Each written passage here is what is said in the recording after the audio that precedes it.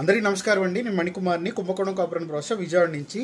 శ్రావణ మాసానికి ఇంకో ప్రత్యేకమైన కలెక్షన్ కంచులో. ఇంతకుముందు ధనలక్ష్మిని చూపించాను కదా, ఇప్పుడు ఆదిలక్ష్మిని చూపిస్తాను. యాక్చువల్గా ఆదిలక్ష్మి అంటే ఫస్ట్ ముందుగా పుట్టిన అమ్మవారిని ఆదిలక్ష్మి అంటారు. ఆవిడే అమావాస్య పూట మనకి క్షీరసాగర మదనలోంచి పుట్టిందే ఆదిలక్ష్మి. ఆ ఆదిలక్ష్మి నుంచి వచ్చిన అవతారాలే మనకు అష్టలక్ష్మి అన్నమాట. సో ఆ ఆదిలక్ష్మిని చూపిస్తున్నాను మీకు కంచులో. ఇక్కడ చూస్తే అమ్మవారు చూడండి, చతుర్భుజాలతో అమ్మవారు పద్మాసనం వేసి కూర్చుని ఉంటారు. సో ఇది ఆదిలక్ష్మి ఒక రూపం. ఇది మళ్ళీ కూడా చెప్తున్నది, ఇది కంచు, ఇత్తడి కాదు.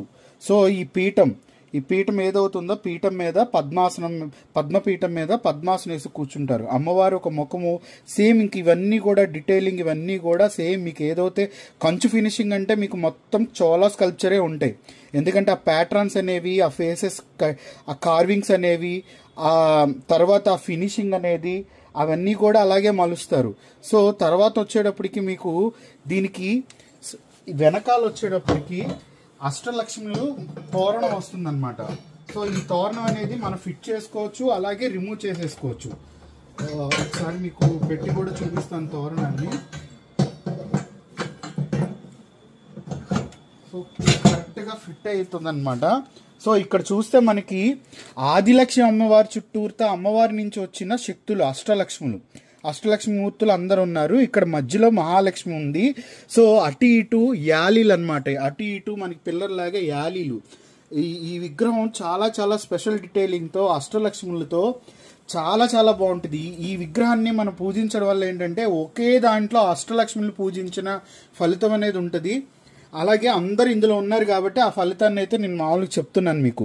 సో హైట్ వచ్చేటప్పటికి 27 అంగుళాలు వస్తుందన్నమాట. అంత హైటు కంచులో వస్తుంది.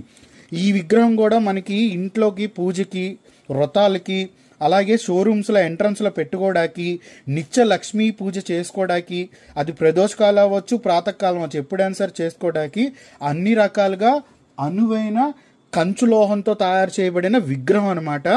చాలా చాలా యూనిక్గా ఉంటాయి ప్యాటర్న్స్ కూడా. అలాగే ఇక్కడ ఏంటంటే అమ్మవారికి ఎక్కువగా మీకు అమ్మవారి వడ్డానం కానీ, వస్త్రాలంకరణ, ఇవన్నీ కూడా చాలా చాలా ఎక్కువగా డిజైన్ అనేది ఇందులో ఇవ్వటం జరుగుతుంది అనమాట. సో ఇది కూడా చాలా చాలా స్పెషల్ కలెక్షను. అలాగే మెయింటెనెన్స్ కూడా చాలా తక్కువ ఉంటుంది. జస్ట్ మీరు బ్రషింగ్ చేసుకుంటే చాలు, తర్వాత కోకోనట్ ఆయిల్ అప్లై చేసుకుంటే చాలా చాలా బాగుంటాయి షైనింగ్గా. సో ఇదొక కలెక్షన్.